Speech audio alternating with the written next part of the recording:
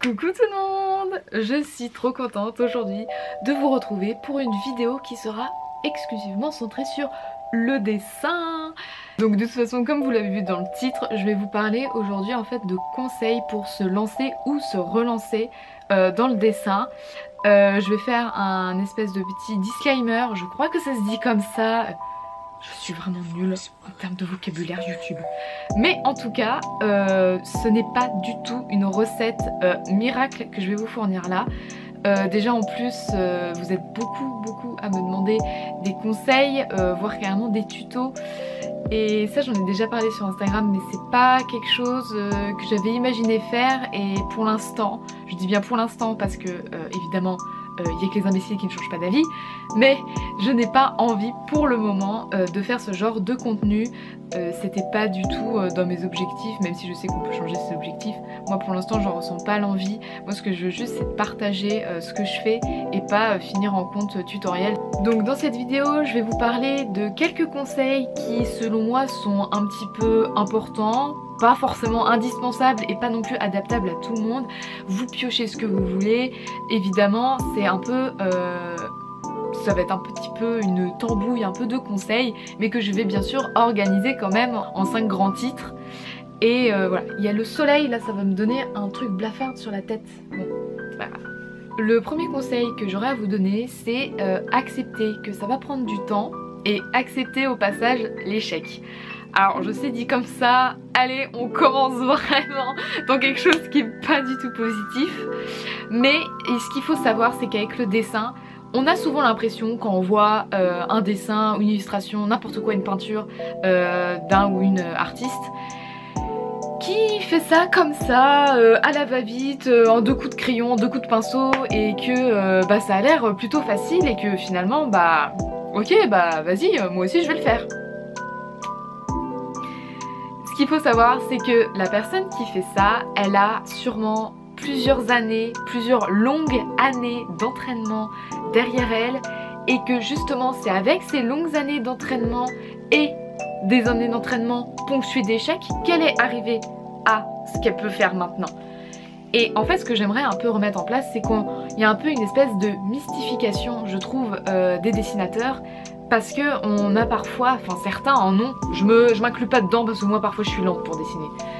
Ils dessinent très vite et c'est impressionnant et on se dit que waouh, ça a l'air en fait mine de rien, de loin ça a l'air quand même assez facile. Mais pas tant que ça, c'est-à-dire que pour arriver à ce stade là il a fallu quand même passer par des heures et des heures et des heures de pratique, d'entraînement, de ratés, de rayures, de déchirures tellement on rageait sur son papier. J'ai connu ça.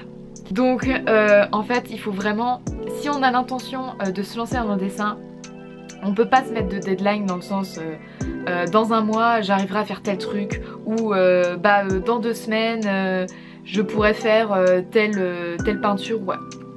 Non, en fait c'est vraiment la progression, on ne la contrôle pas forcément, surtout dans un domaine aussi créatif. C'est-à-dire que on va pas se mentir, il y a des jours en plus où on n'a pas d'inspiration, il y a toujours des jours où on va pas réussir à dessiner ce qu'on veut, ça va pas aller, tout va être de travers, ça va être disproportionné, et puis ça va nous mettre quand même un peu en rage, et ça faut un peu l'accepter. C'est-à-dire que justement les échecs qu'on va faire, les dessins soi-disant qu'on qualifierait de moches entre guillemets ou de ratés, c'est eux en fait finalement qui nous font progresser, et c'est grâce à ces ratés entre guillemets qu'on va réussir à atteindre un peu une progression, et que justement on va progresser vers ce qu'on veut atteindre. Et moi honnêtement je n'ai pas gardé mes dessins qui sont ratés et que je qualifie de moches. Malheureusement je les ai tous jetés à la poubelle, c'était vraiment pour moi une horreur. Et genre faut un petit peu libérer les tabous en fait du raté. C'est normal de rater, n'importe quel artiste a raté. Monet lui il déchirait ses toiles de rage et il se couchait dans son lit pendant 3 jours parce que il avait la rage en fait d'avoir raté sa toile. Et ça par contre c'est pas exposé au musée hein, forcément. Mais c'est des choses, faut pas les oublier en fait. Même moi bon voilà, alors j'ai pas du tout le niveau de Monet, je me qualifierais pas du tout de grand artiste hein, c'est pas ça. Mais c'est juste que je dessine en fait quotidiennement, et sans vous mentir il y a des jours mais ça va pas, tout ce que tu fais c'est moche et tout, et t'en as marre, et puis c'est ok en fait, genre c'est ça en fait qui va nous aider à progresser, c'est-à-dire qu'on aura des jours avec 100 et des jours avec, et c'est carrément normal et il faut pas avoir peur, même si je sais que ça fait peur d'échouer, on a peur de faire quelque chose de moche. En fait la laideur nous fait peur, mais c'est carrément normal, et en plus ça dépend en fait de à qui on s'adresse. Pour certaines personnes ça va être moche, ça va être quelque chose de raté. Souvent on est très dur envers nos propres dessins, que d'autres qualifieront de bah non c'est pas mal, regarde t'as juste à refaire ce trait là pour que ça soit un peu plus resserré, c'est tout. Donc vraiment ça serait vraiment mon premier conseil que j'ai à vous donner, c'est que rater c'est nécessaire pour progresser, et que il faut être conscient que ça va prendre beaucoup de temps pour atteindre votre objectif. Et peut-être que chez certaines personnes c'est inné le dessin et ça va aller très vite et elles vont progresser. D'autres personnes elles vont mettre beaucoup plus de temps, c'est carrément ok. Le deuxième conseil ça serait de commencer simple, la simplicité. Vous savez il y a cette espèce de mythe qui plane, si j'ai telle marque ou si j'ai tel matériel bah je vais faire un truc super. C'est faux. C'est faux, autant vous dire que le matériel ne fait pas l'artiste en fait, comme l'habit ne fait pas le moine, là c'est vieilles expressions, et bah là ça s'adapte aussi. Pourquoi je vous dis ça? Alors c'est pas pour vous dire prenez du vieux matos de chez Carrefour, et encore j'utilise de la gouache de chez Carrefour. Je sais pas si vous vous souvenez mais vous êtes beaucoup à m'avoir demandé sur Instagram quand je faisais le Ghibli moodboard quelle peinture j'utilisais et tout ça. J'utilise de la gouache de chez Carrefour. Ce n'est pas une grande marque et pourtant bah ça faisait quelque chose que vous qualifiez de joli. Commencez pas à vous ruiner avec du matériel qui coûte super cher, parce que en plus en ce moment tout augmente, et même je vous dis le matériel d'art c'est affreux. Des stylos que j'utilise, souvent les petits stylos comme ça là pour faire l'ancrage, donc c'est des Micron Sakura, mais ça coûte une blinde et ça a augmenté. Donc vraiment quand on se lance dans le dessin on n'est pas forcément sûr de continuer tout le temps, donc n'investissez pas tout de suite en fait dans du matériel qui va vous ruiner tout simplement. Vous faites simple, vous commencez avec un carnet, un crayon à papier, et ça fait carrément l'affaire. Je vous assure que c'est la technique que j'utilise le plus souvent. Dans tous mes carnets je dessine avec un crayon à papier, un Critérium Bic, mais vraiment pour citer, sans placement de produit. Bic c'est très bien, et ça fait carrément l'affaire. Et moi c'est limite en fait, sans vous mentir, la technique que je préfère c'est le crayon à papier. Et aussi dans le sens commencer simplement, je parlais surtout du dessin en lui-même. Commencez pas à vouloir faire un tableau format raisin, donc c'est-à-dire du 60 sur 50. Ça va vous paraître quand même insurmontable, voire vous allez avoir le syndrome de la page blanche. C'est-à-dire qu'on se met face à notre page, elle est vierge et on ne sait pas quoi faire, et c'est le néant dans notre cerveau. Et quand on voit qu'il y a ça à remplir, parfois ça y est, ton cerveau je sais pas, il angoisse, il se met à bloquer et tu sais pas quoi faire. Donc vraiment je vous conseille de commencer par un petit carnet, mais vraiment un petit, hein, comme ça. Voilà, je suis nulle en maths, donc ce sera un petit carnet quoi, tranquille, avec un crayon. Et vous commencez simplement par en fait reproduire des choses que vous voyez, pourquoi pas. Ça peut être n'importe quoi, ça peut être une plante, ça peut être je sais pas, là la figurine Totoro là, vous la reproduisez, vraiment ce que vous voyez en face de vous, et vous commencez comme ça, vraiment noircissez les pages et commencez simple, et après vous pourrez vous atteler à des choses un peu plus complexes du genre l'anatomie. Ça c'est pas quelque chose qu'on commence d'emblée, vaut mieux commencer par ce qu'on dit de nature morte, c'est-à-dire des objets, pourquoi pas de la nourriture ou des choses comme ça. Et vraiment, gardez la simplicité en tête, ça vous fera beaucoup moins de pression. Je viens de parler de nature morte, ça me fait une bonne transition avec mon troisième conseil, qui serait en fait de prendre modèle. Alors ça c'est un grand débat dans le dessin, c'est-à-dire est-ce que copier c'est bien? En fait moi je vais vous donner quand même un peu mon avis. Moi je pars du principe que copier c'est bien. Pourquoi? Parce que au début, en fait t'es forcément obligé de copier un minimum pour pouvoir après avoir ton style. J'ai copié, tout le monde a copié, Hayao Miyazaki, mon grand maître, a copié. Ce qu'il faut savoir pour l'anecdote, c'est que Hayao Miyazaki, il était fan d'un mangaka, alors je vais pas vous redire le nom parce que je l'ai oublié, et il passait littéralement ses journées quand il était jeune, au collège et au lycée, à recopier ce mangaka, les dessins qu'il voyait, qu'il lisait, et il en était fan. Mais lui, qu'est-ce qu'il a fait? Il a tout brûlé parce qu'il avait honte de copier. Et c'est que après qu'il a eu son propre style. Mais moi honnêtement je trouve que copier, bah, on devrait pas en avoir honte. Souvent les gens se cachent ou tout ça. Et je trouve ça dommage parce que c'est la meilleure des démarches en fait pour commencer le dessin. Il faut un peu arrêter cette espèce de tabou. Ah t'as copié, t'es pas un vrai dessinateur. Ah t'as copié, t'es pas une vraie artiste. On est obligé, en fait on a des modèles dans la vie. C'est comme pour tout, nos parents sont nos modèles, certaines personnalités sont nos modèles. Je sais bien que je vais peut-être choquer des personnes à dire ça, mais pour moi je suis en mode mais allez-y, copiez, enfin il n'y a pas de souci.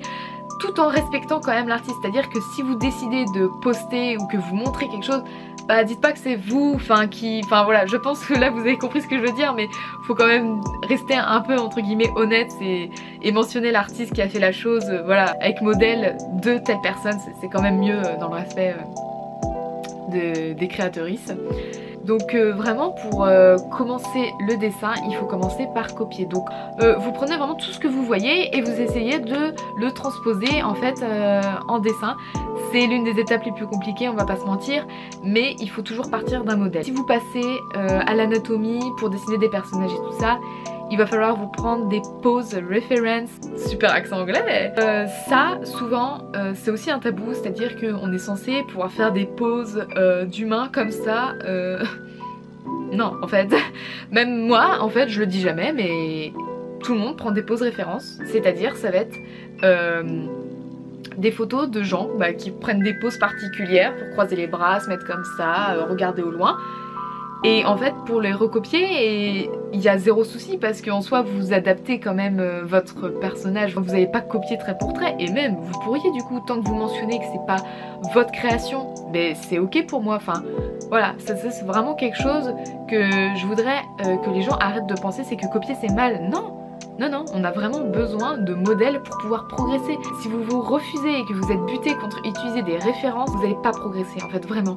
Et moi je sais que pendant un temps j'ai été comme ça, je voulais absolument tout créer et au final bah ça m'a plus bloqué qu'autre chose parce que tu n'as pas forcément trop d'idées au début, tu maîtrises pas forcément très bien ton crayon et ça fait plutôt quelque chose de mauvais. En plus tu te mets dans un mauvais mood, t'as plus envie de faire parce que tu n'y arrives pas. Bref, vraiment n'hésitez pas à prendre des références, des modèles, c'est vraiment la meilleure des solutions pour pouvoir progresser. Mon quatrième conseil, ça serait en fait pour mettre tous les 3 conseils précédents en place, c'est d'instaurer une routine de dessin. Alors qu'est-ce que j'entends par routine? Et ben c'est tout simplement un peu entre guillemets habituer votre cerveau à dessiner régulièrement. Parce que ça rejoint en fait mon premier dessin, pour s'entraîner il faut le faire de manière régulière, c'est la régularité qui prime, c'est pas forcément la durée. C'est-à-dire que vous allez plus progresser à dessiner genre 10 minutes par jour, tous les jours, plutôt que de vous prendre genre 1 heure ou 2 heures dans la semaine. Une plage horaire de 2 heures c'est très long. Surtout quand on débute, on fatigue vite, c'est comme pour tout, hein, faire du vélo, quand t'apprends à faire du vélo, 2 heures c'est long, hein, c'est très très long, surtout quand t'as pas les petits trous, tu flippes. Hein. Mais après c'est comme vous voulez, si vous préférez caser en fait les 2 heures dans votre semaine parce que ça correspond plus à votre emploi du temps, y a pas de problème, hein, vous faites comme vous voulez. Voilà, moi je dis juste, je pense que dessiner de manière régulière, quitte à ce que ça soit moins long, on progresse quand même plus vite, c'est plus agréable et surtout qu'au bout de 21 jours, le cerveau il va être habitué à ce que vous vous mettiez au dessin un petit peu comme ça tous les jours. C'est-à-dire que vous allez caser, je sais pas moi, au début de votre journée, vous commencez comme ça, vous ouvrez votre carnet, et vous vous mettez à dessiner ce que vous avez devant vous, quelque chose que vous avez eu en tête comme ça, ou vous traînez sur Pinterest, vous voyez un truc joli, bah paf, hop, vous le dessinez. Ou alors ça peut être avant de vous coucher, en petite routine du soir. Et comme ça en plus vous allez pouvoir conserver dans ce carnet un peu votre progression sur 2 semaines, 1 mois, 3 mois, voire même 1 an. Et vous allez pouvoir de cette façon constater un peu votre progression parce que forcément qu'entre le premier dessin et celui de la fin du carnet, si vous finissez le carnet, et ben il y aura rien à voir en fait entre les deux, ça sera quelque chose de complètement assez même bluffant pour vous. Et vous allez voir que de cette façon, en plus c'est super sympa les routines, moi je trouve j'adore ça, donc c'est pour ça que je vous conseille. Après je sais qu'il y en a qui n'aiment pas du tout justement, et dans ce cas là bah, ce conseil ne peut pas s'appliquer à vous. Mais je trouve que c'est une bonne façon ainsi de se remettre au dessin, parce qu'il ne faut pas oublier que c'est quelque chose qu'on doit pratiquer régulièrement si on veut s'entraîner. Moi c'est tous les jours que je dessine, que ce soit même sur le bord de mes fiches de cours, oups, ou même dans un carnet vraiment que je privilégie à des, on va dire, des dessins quand même plus sophistiqués et machin, alors que en vrai après ça se termine en gribouillage parce que on finit par faire des fleurs, on finit par faire des étoiles, enfin bref, vraiment l'important c'est quand même de gribouiller de manière régulière. Moi c'est ce que je conserverais comme quatrième conseil. Et comme cinquième et dernier conseil que je vous dirais, ça serait ne vous mettez pas la pression. Il faut arrêter de vouloir se mettre la pression, et là je me parle aussi à moi-même parce que c'est normal de se mettre la pression, c'est normal de vouloir bien faire, c'est normal de vouloir faire quelque chose de parfait parce que bah on n'aime pas rater. Qui aime quand même se louper, qui aime traîner des casseroles d'échecs derrière soi? Bah personne. Mais en fait c'est vraiment même plus les échecs que votre réussite qui va vous permettre de progresser, et ça parfois on a tendance un peu à l'oublier. Donc vraiment ne pas se mettre la pression. Et en plus pour vous lancer, il y a certains qui disent oui, est-ce que tu penses que si je me lance maintenant ça sera bien, est-ce que dessiner 10 minutes par jour c'est suffisant pour toi, tout ça. En fait je vais vous dire un truc, il n'y a jamais de bon moment pour se lancer dans le dessin, et c'est comme pour tout, enfin voilà, il n'y aura jamais de moment propice, il y aura toujours quelque chose.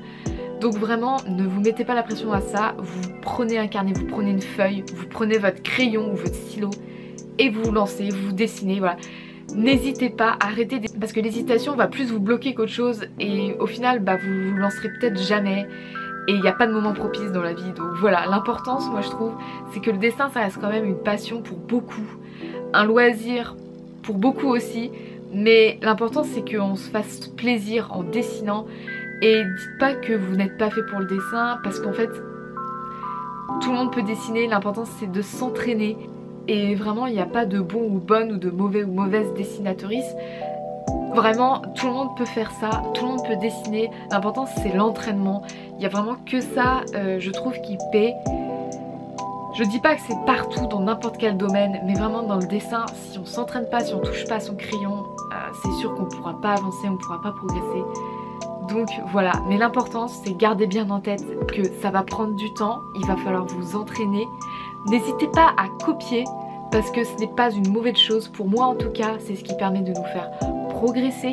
N'investissez pas trop tout de suite dans votre matériel si vous n'êtes pas sûr quand même de continuer sur des années le dessin, ça sert à rien, ça sera perdu et vous aurez perdu votre argent pour pas grand chose. Faites-vous une petite routine sympa, je sais pas, avec une boisson et de la musique en fond si vous aimez. Moi je sais que j'aime énormément dessiner en musique, et même dessiner avec des podcasts, c'est vraiment quelque chose que j'adore parce que ça laisse libre cours à l'imagination, ton esprit vagabonde à travers ce que tu entends, c'est vraiment un pur bonheur. Et surtout, prenez plaisir à dessiner parce que vous irez loin comme ça. Et voilà, c'est la fin de cette vidéo sur les conseils pour se lancer ou se relancer dans le dessin.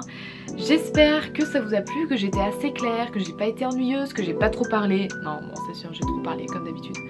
Quand il s'agit de dessin, je m'étale toujours. Donc j'espère que cette vidéo vous aura plu et vous aidera à vous lancer. Franchement moi ça me ferait super plaisir si je pouvais quand même aider un peu de cette manière là. Ces conseils là c'est des conseils qui s'adressent à tout le monde.